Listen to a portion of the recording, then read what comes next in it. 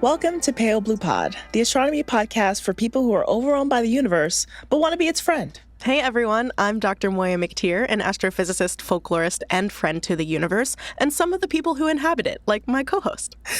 I am so glad to inhabit this earth with you, Moiya. I am Connie, and I am your friend, and I am trying to be a friend to the universe. Bestie, we've covered this. You're not just trying. You are doing. I am. You're so right. You're so right. Yes. And one of the ways that we are getting you closer to the universe today is by introducing you more to pre-main sequence stars. Okay. Does that mean anything to you when I say that? You know, it's like pre is before something, and then there's the sequence, whatever that is. And so these are the stars before the sequence. And I'm going to say that the sequence is fusing hydrogen, or is it already fusing hydrogen? Yes. Yeah, no, that is okay, exactly right, bestie. Great. Okay. I got there. The main sequence of stars is where they are fusing hydrogen into helium in their cores. So proud of you. It's in there somewhere.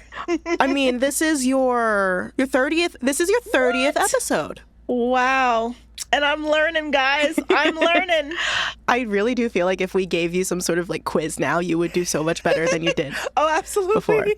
Yeah, that's really nice. It works, folks. It really does. Yeah. I am curious, since we're talking about pre-main sequence stars, do you have any other favorite or like least favorite pre's, like preambles or prenups? Like I love a prefix.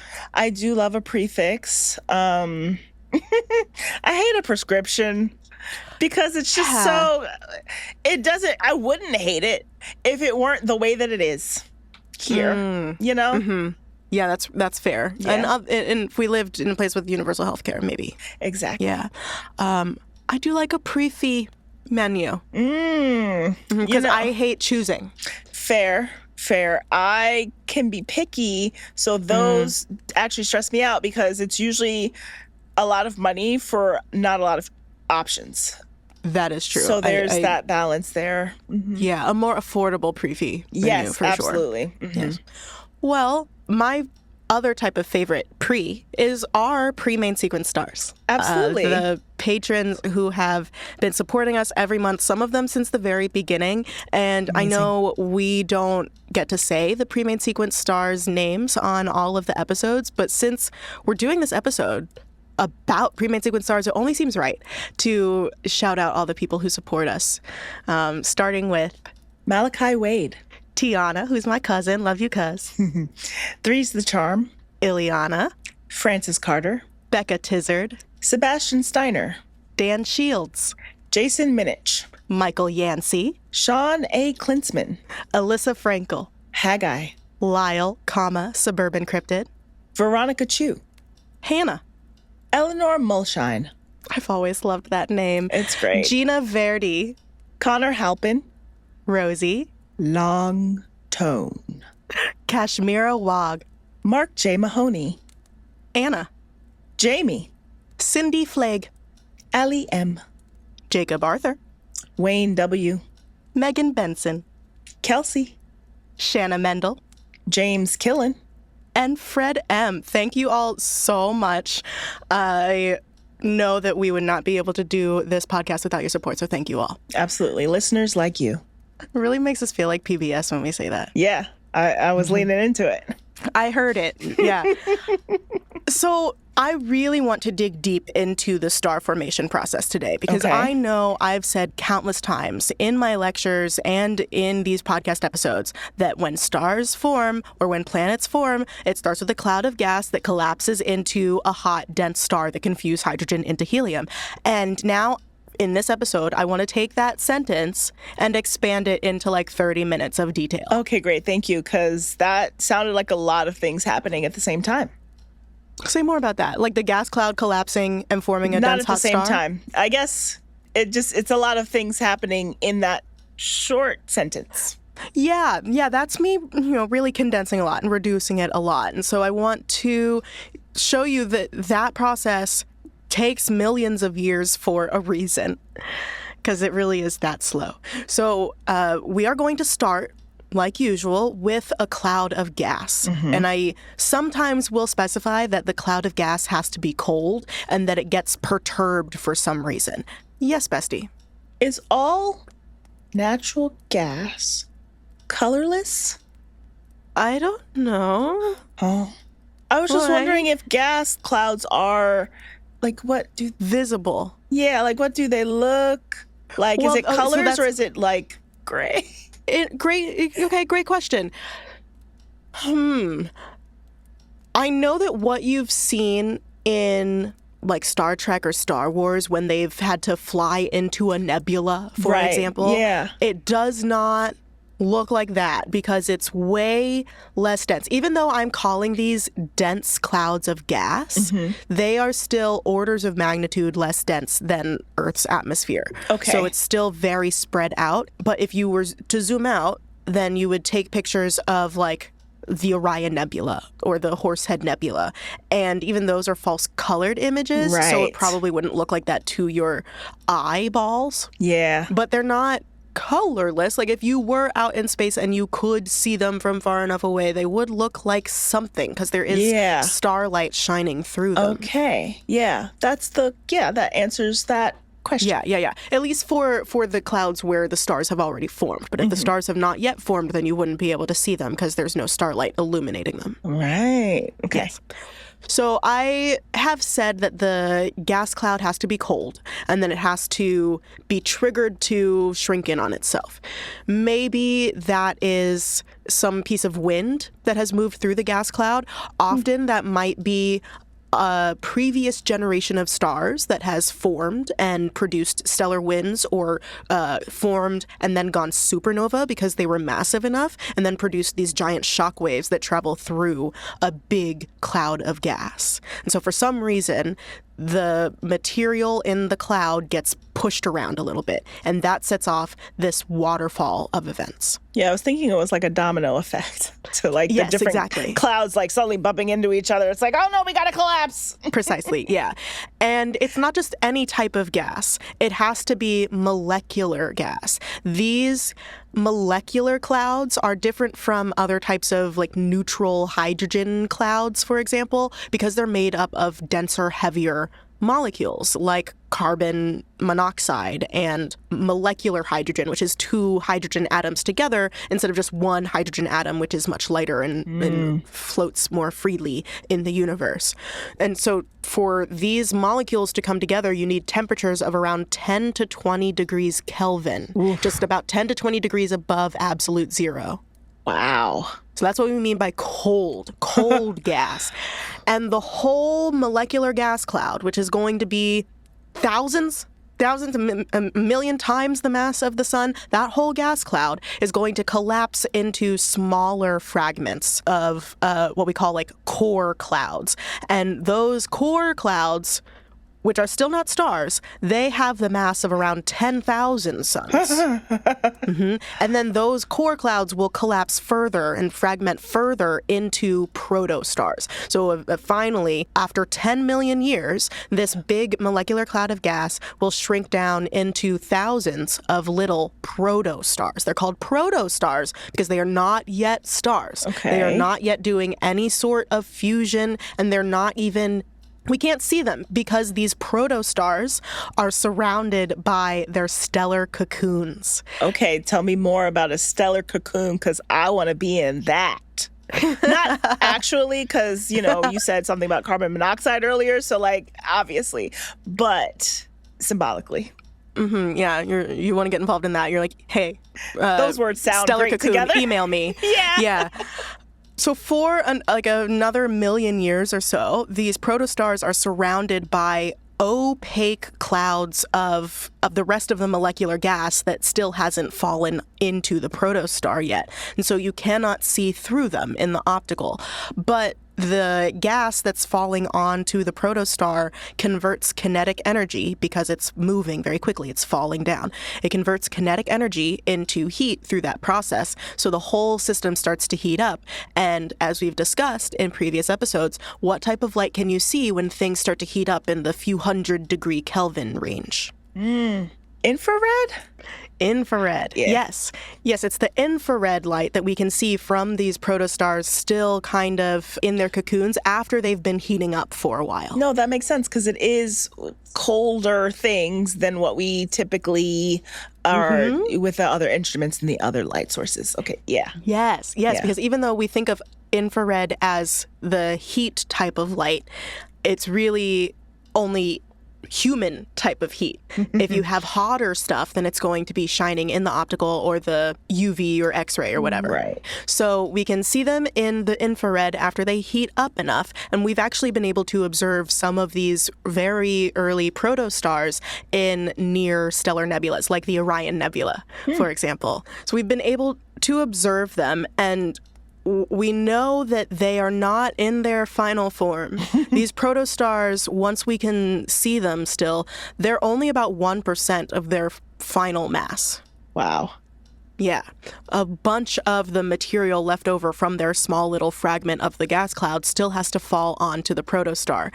And as that material falls on to the protostar, it will increase in mass and density, and that collapse itself provides some energy through, like, gravitational collapse will provide energy, but as it gets dense enough, it will also be able to trigger something called deuterium fusion, which is a type of fusion, but it's not hydrogen burning like the main sequence stars do.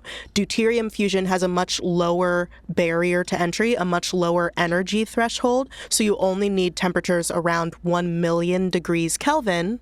I say only 1 million degrees Kelvin to trigger the deuterium fusion.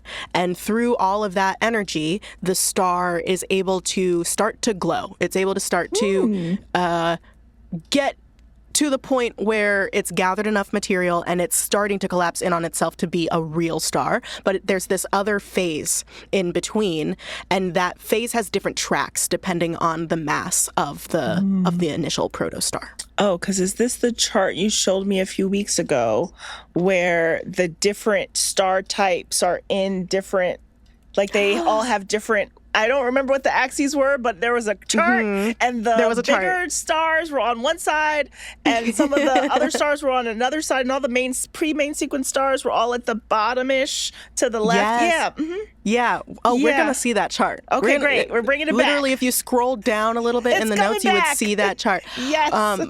This is what happens before you see most of that chart. Oh, your chart, it was like a simpler one before. This one's extra fancy.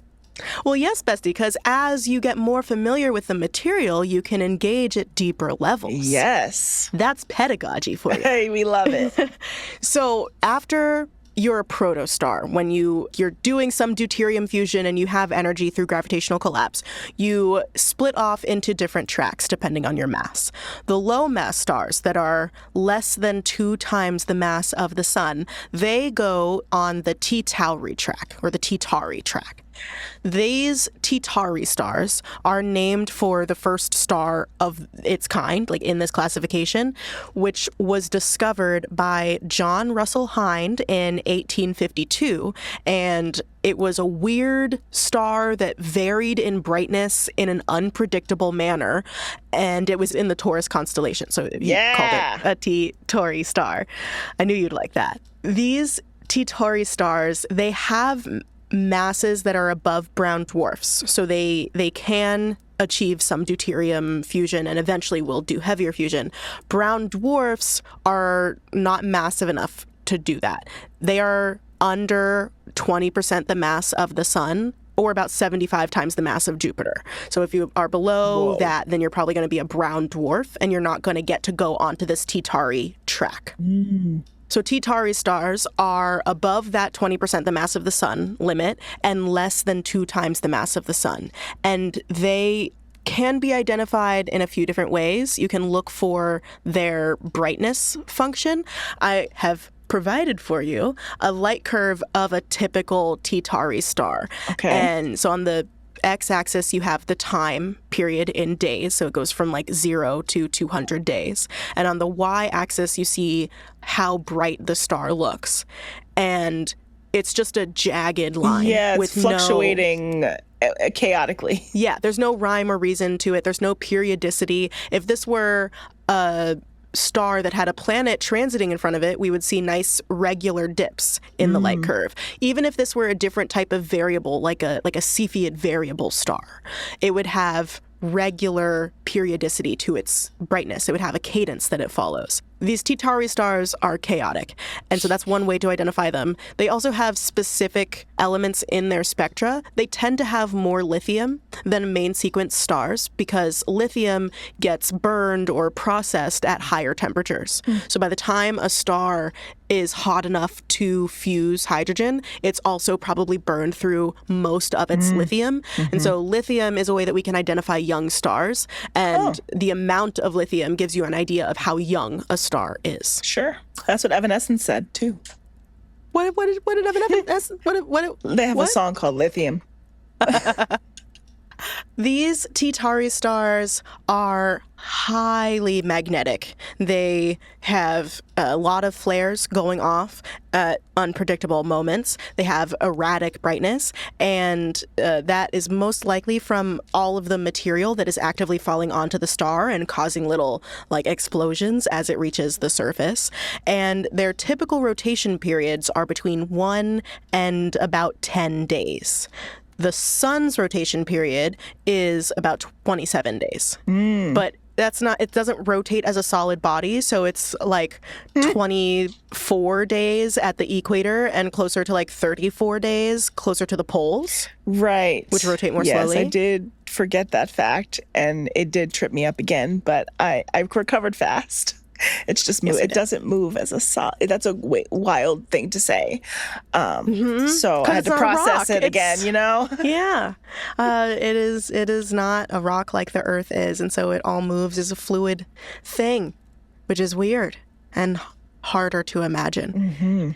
Because they're more magnetically active and they have strong magnetic fields, as the material falls onto the star, it can get swept up in the magnetic fields and carried from the equator or different parts of the surface up to the poles. And also with the angular momentum of the system kind of transporting things, that material can be shot out of the system in these collimated jets of material that's very similar to the jets that a pulsar has, or the jets that a quasar, a really supermassive energetic black hole, can have. And so jets are common at multiple scales in astronomy, which I think is really cool. Yeah. And you can see these in T-Tauri stars, but you don't necessarily see them in the other track of main sequence star.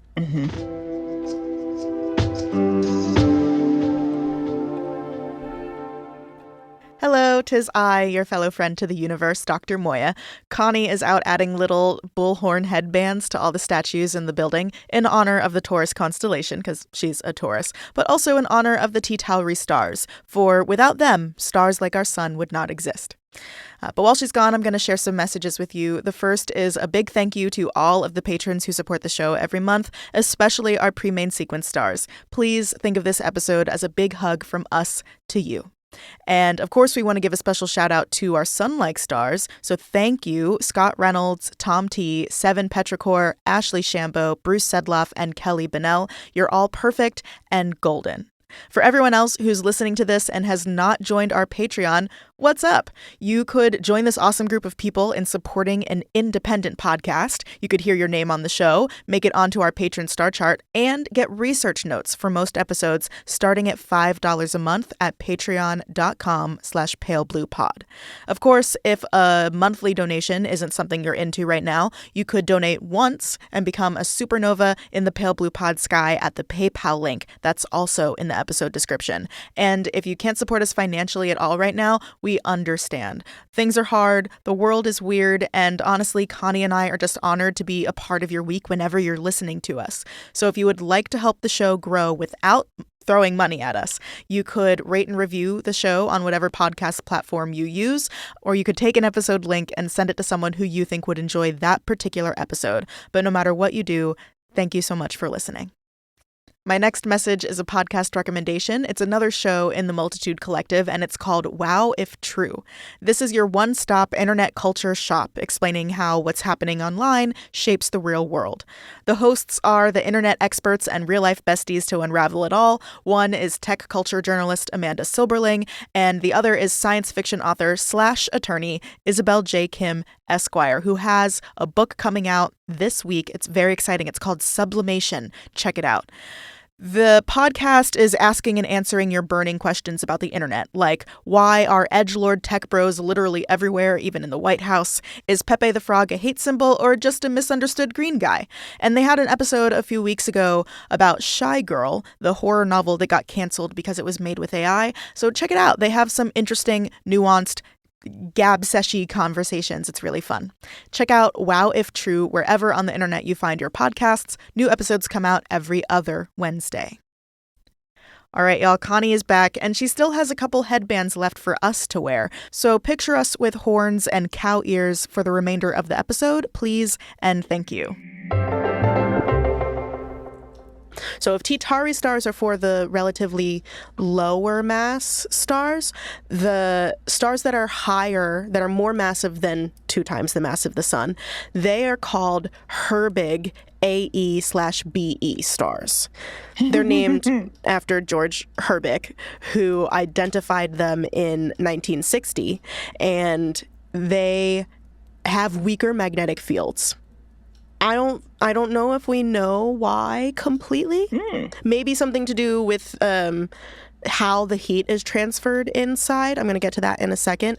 But because they have weaker magnetic fields, you don't see those jets around the Herbig stars as often. And you separately, this is not because of the weaker magnetic fields, but separately you tend to see higher amounts of ultraviolet radiation in these higher mass stars. Oh. Otherwise, they do seem to look and behave pretty similarly to T-Tauri stars. There's slight differences in their spectra, and they do have bigger disks of material around them, so they're easier to see in direct imaging, and you can actually really see lanes of star formation in these disks around these pre-made sequence stars. And I have for you in the notes a medley of protoplanetary disks around these pre-made sequence stars. A little smorgasbord, if yes. I will. Yes, exactly. And I want to call your attention to this. You can't see where I'm pointing, but the one on the right, the big one, HL Tauri, HL Tau. This was a system that, I think it says how far away it is. 450 light years. Great. Yeah, it's 450 light years away, so not very close. But it was observed with ALMA, the Atacama Large Millimeter / Submillimeter Array in Chile. And this was the first really good image. I don't think it's like a camera image. This is a data analysis thing. But this is the first time we got to see planets forming. You can actually see the dark lanes where the disk material has coalesced into planetesimals that are snowballing around their system and collecting material along the way. Oh, that's the rings, basically? Yeah, so you see in the image, there's like the bright star in the center, and then the disk around it is like this glowing red-orange, but there are concentric rings of darkness. Those concentric rings of darkness are where planets are forming actively right now. And then I want to turn your attention to the one to the left of this. This is HD 135344b specifically. Okay. Because it's a system that is a binary pair with an A-type main sequence star next to it, and then this HD 135344b is its companion. Oh. The A-type star has a known Jupiter around it, and then this pre-main sequence star, which will eventually be, because I don't know how massive it is, but this pre-main sequence star will eventually become a main sequence star and probably have its own planet around it too, because the disk has these really pronounced spiral arm pattern. Yeah, it reminds me of seeing a galaxy. Exactly. Yes. And so people saw that and were trying to do modeling to figure out what can cause a spiral arm feature around a young star. And it seems like one possibility is that a massive planet like a Jupiter could create a spiral like this by gravitationally tugging on gaseous and dusty material as it orbits. So like almost like I don't know why this is the image that's coming to mind, but if you were a kid holding a long blanket and you were walking around one of those like spinny playground toys, the blanket would trace out this spiral pattern behind you and you would be at the tip of the blanket holding it. Just like Jupiter would be at the tip of that spiral. Oh, okay. And then it has like all these other concentric circles. There's like a big like full circle in the middle. This one's like empty because it's so early it hasn't not collapsed, but like the star is probably maybe it's still in its cocoon, or I'm not sure why we aren't seeing the star in that example.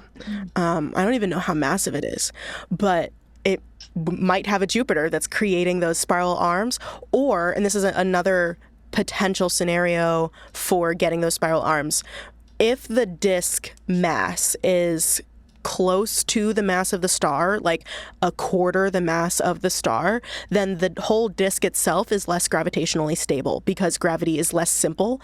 If the star is just like obviously more massive than the entire disk, gravity kind of works in one dimension. It works towards the center, towards the star. But if the disk itself is also relatively massive, then it can exert a gravitational force on itself or on the particles that are inside the disk being influenced by particles that are on the outer edge of the disk. So just gravity is more complicated. And in that scenario, the gravitational instabilities can create mass buildups. And like the spiral arms in the galaxy are formed through like traffic jams of material orbiting around the galaxy, those mass buildups will create traffic jams of the protoplanetary disk as they go around the young star. Oh, okay. And I couldn't find many other differences between the pre-main sequence tracks of low versus high mass stars, but I did find this line. There was a workshop on Herbig AE/BE stars in 2014, and I found a report from that workshop. Apparently, it had been over a decade since the previous workshop on massive pre-main sequence stars. And one of the outcomes from that workshop is in this quote by Willem Jan de Wit et al., 2014. Probably Willem Jan de Wit. They say, in detail, the change in star formation character between the high and low mass stars is really about the dichotomy between clustered and isolated formation. So you could have stars that form in like 1,000 stars at once from that cloud, or you could have stars that form on their own, isolated from others. The isolated ones are probably going to be higher mass. The clustered ones are probably going to be lower mass. Sure. So that's one difference. Also between boundary layer accretion and magnetic spheric accretion, that just has to do with how important is your magnetic field in gathering material to you instead of just it falls from gravity or from some other like pressure variation. And then another thing contributing to the difference is radiative and convective stellar interiors. So we've talked about the difference between convection and radiation as heat transfer methods before. Convection is like boiling. You need some sort of churning or mixing or contact to transfer the heat. And radiation is when you have like photons radiating through a relatively emptier medium. Okay, yeah. It doesn't have to be through a relatively emptier medium, but it is the process of heat being dispersed through photonic energy. Low mass stars, like the M-type stars that I talked a lot about in last week's episode, they are fully convective. They have relatively low temperature and density gradients. So the difference between temperature and density at one layer of the star and the next, they're relatively close together. And so the material is allowed to mix together and churn. And that's how M-type stars, low mass stars, can transfer their heat. By the time you get to stars around the mass of the sun, they have different layers. So they have an inner layer that is radiative because the temperature gradients are so extreme that you actually can't do convection anymore. So you have to just let the photons move through the space and carry energy that way. And then they get to an outer convective layer where the temperature gradient is less extreme, so it's allowed to mix again. Oh. So the difference between how you transport the energy in low versus high mass stars, because in the really high mass stars, more massive than the sun, it flips. So they have convection on the inside and radiation on the outside. And the makeup of those heat transfer layers is going to change your behavior as a star. And then the last point that they mention in this quote, which I've gone in and out of so many times, I'm sorry, but I'm speaking it out loud. The last one is between fast and slow rotation. So the T-Tauri stars, their rotation periods are between like 1 and 10 days. That's intermediate to fast rotation. And I imagine that the high mass stars are rotating more slowly. And so that will determine how efficiently they can mix their material and collect material to get to the next phase of like actually fusing hydrogen. Okay, like boiling water and just like letting it settle at a certain temperature, like trying to turn it up to make it boil faster? Well, not all of the stars can boil, is what I'm saying. So only the low mass stars can do convection, which is boiling. Yeah. By the time they are mature. Okay. And stars like the sun, they will boil on the outside, but they are radiating on the inside. And then the really massive stars are boiling on the inside and radiating on the outside. Okay, gotcha. And that will determine how well you can conserve or like transport your energy around the star's body itself. But the higher mass stars, the ones that are more than 10 times the mass of the sun, we've never seen them in a pre-main sequence phase because they evolve so quickly that by the time their stellar cocoons have evaporated away or fallen onto the star, they're already fusing hydrogen in their cores. They grow up so fast. They do. They do. I want to talk about this diagram that you've seen before. Do you remember what the diagram is called? No. Okay, that's fine. This is the HR diagram, or the Hertzsprung-Russell diagram, which is a snapshot of different types of stars at different evolutionary phases. So the axes of this graph, for people who haven't seen it or heard about it before, are on the x-axis. On the bottom axis, you have the temperature of stars, but it's going in like the backwards direction. So hot is on the left and cold is on the right. And on the y vertical axis, you have how bright the stars are, going the normal way. So dim is at the bottom and bright is at the top. No, and then I was like remembering about luminosity and how it has to go into the negative because they started at a certain point. Luminosity does not have to go into the negative. Magnitude has to go into the negative. You cannot have a negative luminosity. It would be like having a negative mass. Right. But yes, we did make the magnitude system more confusing than it needed to be. So things move around on the Hertzsprung-Russell diagram. An individual star, because the diagram is just a snapshot, so an individual star over its lifetime will move around the diagram. It will get hotter or cooler, or it will change in brightness. And we've been able to define the typical tracks for different types of pre-main sequence stars. For low mass pre-main sequence stars, when they first form, they're really bright. So the luminosity of a star, or of any body really, but let's focus on stars, is dependent on the radius of the star and the temperature of the star. So the luminosity is proportional to the radius squared and the temperature to the fourth power. So the star is really bright at first, and then it starts to contract, but it's not getting any cooler. It's maintaining a constant temperature. So the temperature stays the same, but the radius decreases, so luminosity also decreases. If the luminosity of a star decreases, then it goes down. It moves vertically down on the Hertzsprung-Russell diagram. Okay. We've called different vertical tracks of these stars moving down in luminosity. We've given it a name. It's called the Hayashi tracks, named for Chishiro Hayashi, who wrote a paper, or I think 2 different papers maybe, in 1961 describing how this luminosity changes for early young stars.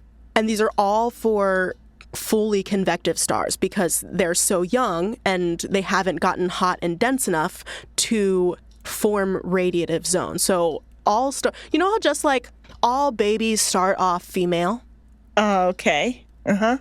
All stars start off convective. Oh, okay. Okay. Before they develop radiative zones. Okay. So the stars will move down the Hayashi tracks, vertically down on the Hertzsprung-Russell diagram, until they develop a radiative zone or until they start fusing if they're like an M-type star. So once they start fusing or they develop a radiative zone because they've developed this zone that's super high density, or like the gradient of the density and the temperature is so high that convection doesn't work anymore, then they stop going down on the Hayashi track and they turn to the left and they start moving on what is called a Henyi track.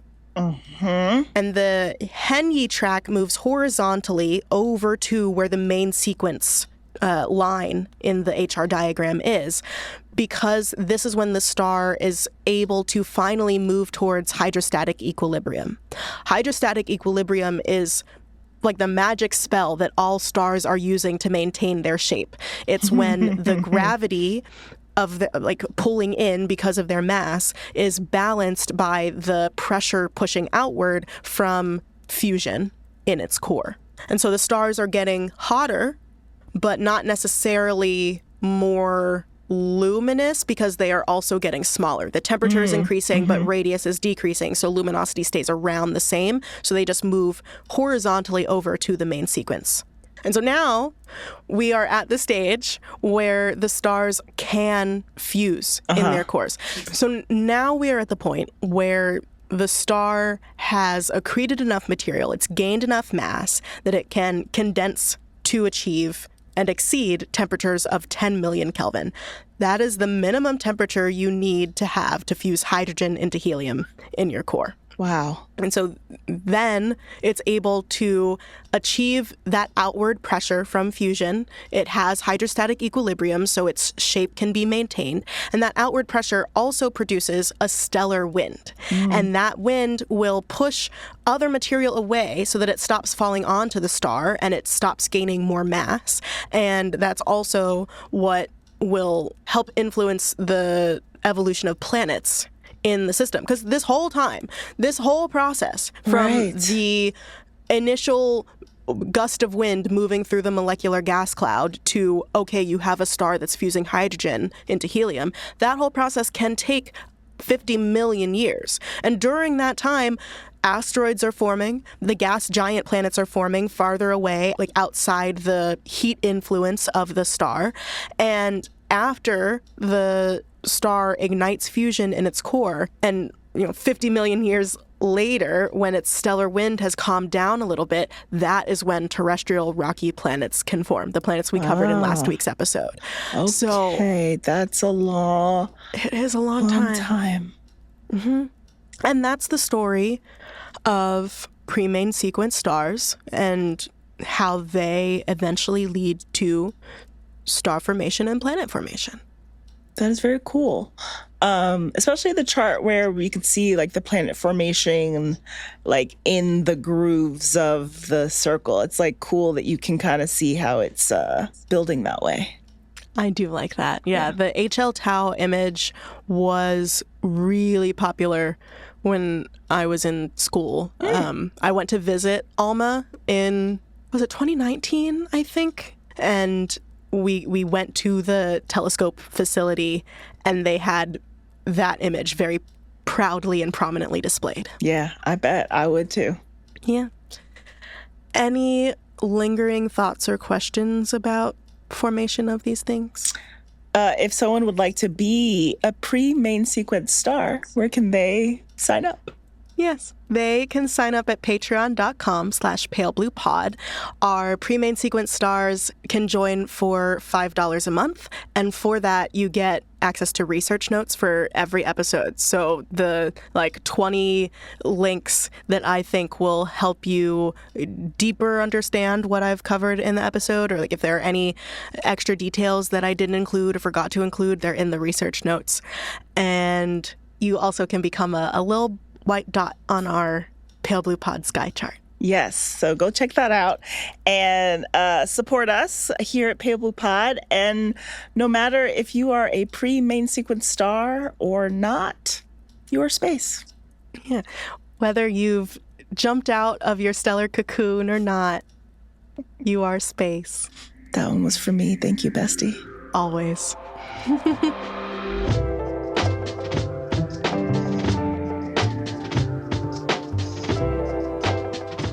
Pale Blue Pod is hosted by Dr. Moiya McTier and Connie Gibbs. Moiya created the show with the funny and talented Karine Caputo with help from the Multitude Productions team.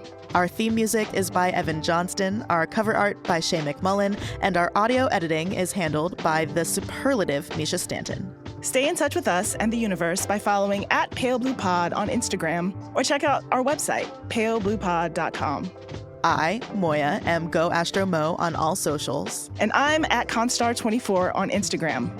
If you want to support our show, join our community at patreon.com/palebluepod or send this episode to your family and friends group chats. We're a member of Multitude, an independent podcast collective and production studio. If you like Pale Blue Pod, you will love the other shows that live on our website at multitude.productions. Thanks for listening to Pale Blue Pod. We'll be back next week.